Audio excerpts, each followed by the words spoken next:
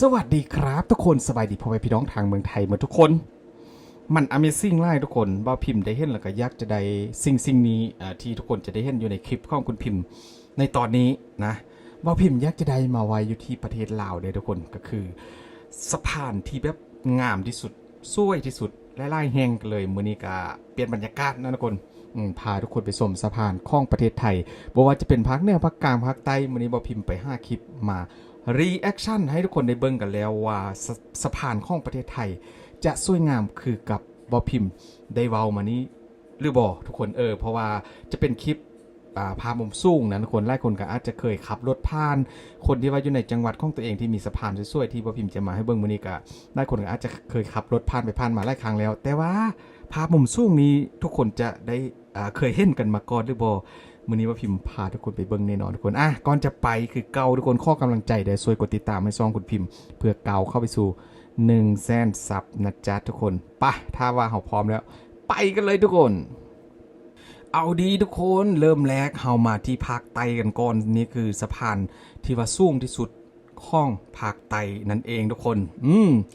แต่ว่าบ่พิมพ์ว่าสูงยังบ่พอนะทุกคนยังสวยอีกนี่ทุกคนสะพานซี่สุราษฎร์แม่นบอกทุกคนว่าถ้าว่าพิมพ์อ่านผิดขอโทษก็ไว้ไล่เพราะเป็นภาษาไทยแล้วค่อนข้างจะอ่านยากนี่ทุกคนเป็นในคลิปก็บอกว่าเป็นสะพานที่ว่าสูงที่สุดแล้วก็สวยที่สุดอยู่ที่ภาคใต้ของประเทศไทยนะทุกคนมีไพ่ฮูได้แล้วก็ไพ่เคยไปได้กับสะพานเส้นนี้ทุกคนงามแฮง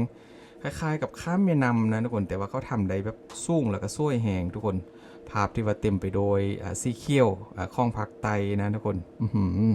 ใหญ่แฮงเป็นคล้ายๆกับสะพานคู่เนาะทุกคนเป็นสะพานที่ว่าคู่กันไปนี่วิวทิวทัศน์ทุกคนนี่แหละมาและต่อมาทุกคนนี่ก็คือสะพานข้ามทางรถไฟนะในคลิปเขาบอกว่านั้นก็คือเป็นสะพานข้ามทางรถไฟสวยงามมากทุกคนน่าจะเป็นอยู่ภาคอีสานบอกนะภาคอีสานนี่ทุกคนเดี๋ยวไปไส้กันไส้ต่อไปทุกคนเส้นต่อไปนี่สะพานเส้นต่อมาก็คือนี่ก็คือกันทุกคนก็คือเป็นสะพานที่ว่าทำสะพานข้ามทางรถไฟให้บอกทุกคนในคลิปเขาบอกว่านั้นนะทุกคนเพราะพิมพ์ก็ยังงงอยู่ที่จริงน่าจะเรียกว่าเป็นอะไรนะเป็นถนนยกระดับใช่ไหมแต่ว่าในคลิปเขาบอกว่าคือสะพานข้ามทางรถไฟทุกคนมื้อนี้ก็รวบรวมมาเบิ่งซ่องแบบกันเลยก็คือมีทั้งสะพานที่ว่าข้ามแม่น้ำแล้วก็ข้ามทางรถไฟนี่ทุกคนสะพานเมื่อกี้เลยก็คือเป็นภาพตอนกลางคืนทุกคนภาพกลางคืนก็จะเป็นประมาณนี้นะก็ถือว่าสวยงามกันเลยบ่ฮู้ว่าตอนนี้นี่เปิดให้รถวิ่งผ่านแล้วหรือบ่ทุกคนเพราะว่าสังเกตว่าบ่ค่อยมีรถเลยนะหรือว่าตอนกลางคืนแล้วเขาปิดบ่อยู่ที่ภาคอีสานนะทุกคนนี่เบิ่งหลายๆมุมกันเลยภาพมุมไกลทุกคนถือว่าเป็นสะพานค่อนข้างสูงกันเลยนะสะพานข้ามทางรถไฟอยู่ที่ภาคอีสานของประเทศไทยงดงามกันเลยทุกคนโอ้โหโคตรเคี้ยวปกติก็เคยเห็นแต่สะพานข้ามแม่น้ำข้ามทะเลสาบนะแต่นี่เขาบอกสะพานข้ามทางรถไฟนี่ทุกคนอันนี้ก็เป็นการเอามาแทมให้ทุกคนได้เบิ่งเพราะว่าพี่ไปเจอแล้วสะดุดตาแหงอยากให้ทุกคนได้เบิ่งความงามทุกคนนะสะพานของถนนของประเทศไทยนะสลับกันให้เบิ่งนิดหน่อยทุกคนงามแหงภาพนี้ก็เลยอดใจบ่ไหวเอามาฝากมาที่ภูเก็ตทุกคนสะพานอยู่ที่ภูเก็ตนะอันนี้ก็อาจจะเป็นจุดไฮไลท์หนึ่งหรือว่าแลนด์มาร์กหนึ่งของประเทศไทยนะก็คือสะพานข้ามทะเลเป็นบอกทุกคนข้ามทะเลของภูเก็ตชื่อว่าสะพานอะไรนะเป็นชื่อแบบสั้นๆหนึ่งทุกคนจำบ่ได้แล้วเพราะว่ามีเยอะมากหูแต่ว่าอยู่ภูเก็ต นี่งามเองทุกคนผู้ใดเคยไปกันมาแล้วไปเช็คอินมาแล้วทุกคนคอมเมนต์บอกว่าพิมพ์กันได้นะงามแหงแต่ละจุดก็จะทำการสลับกันไปเรื่อยๆทุกคนนะจะไปเหนือกลางใต้อีสานนี่มานี่ทุกคนอันนี้ก็อยู่อะไรนะพัทลุงบอกพัทลุงนี่คือภาคใต้เป็นบอกทุกคนเป็นสะพานคู่เหมือนกันนะเหมือนกับสะพานแรกๆเลยที่ว่าอยู่ภาคใต้คือกันทุกคนนี่งามแหงข้ามทะเลใช่ไหมเป็นทะเลสาบบอกกว้างแหงนะทุกคนแล้วก็เป็นสะพานที่ว่ายาวตรงไปเลยไปเหมือนกับเกาะนะเกาะอยู่ตรงกลางงามแหงทุกคนภาพมุมสูงหลักๆก็คือจะเป็นภาพที่ว่าถ่ายโดยโดรนที่ว่าถ่ายภาพมุมสูงให้ทุกคนได้เบิ่งนะนี่อันนี้ก็คือเป็นจุดที่ว่าเชื่อมไป5สะพานเมื่อกี้เลยทุกคนคล้ายๆกับว่าเป็นถนนยกระดับขึ้นแล้วก็เชื่อมไป5สะพาน เมื่อกี้นี่แหละ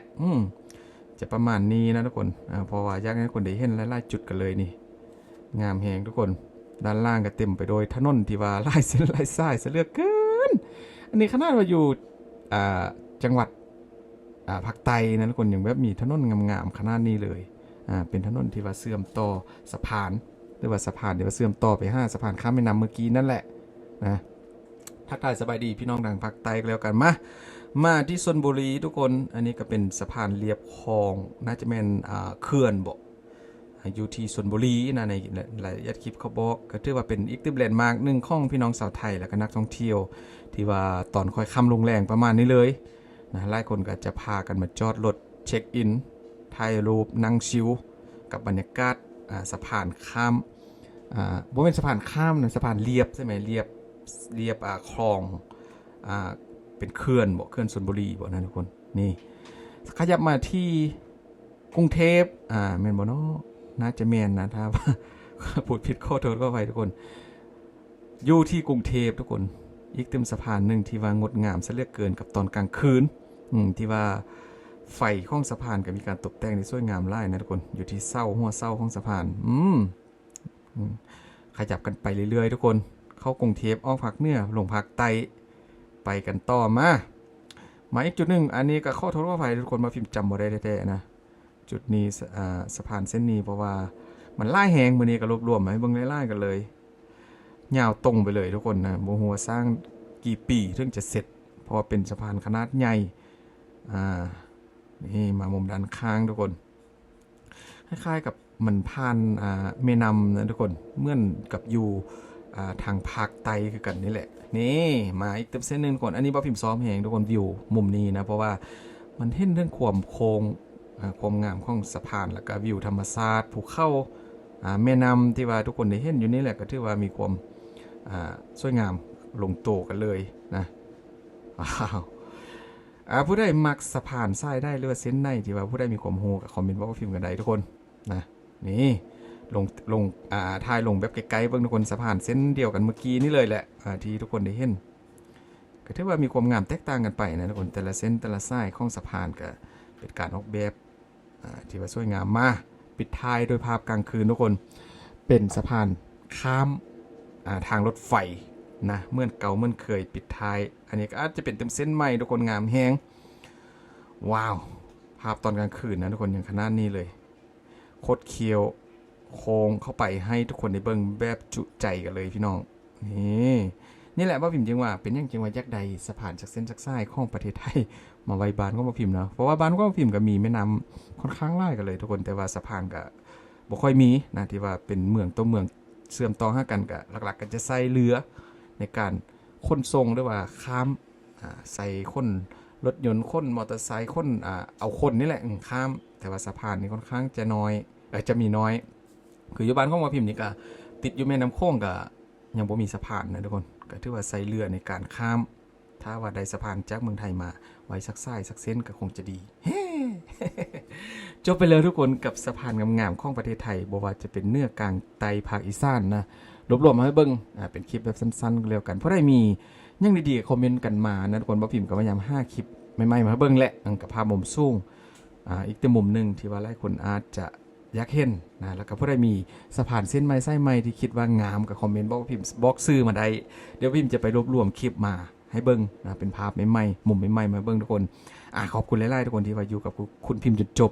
แล้วก็ขอบคุณที่ว่าทุกคนช่วยกดติดตามรอท่าติดตามคลิปพรุ่งนี้นะคนว่าพิมพ์จะยังมาให้เบิ้งก็แล้วกันขอบคุณหลายๆทุกคนโชคดีเด้อ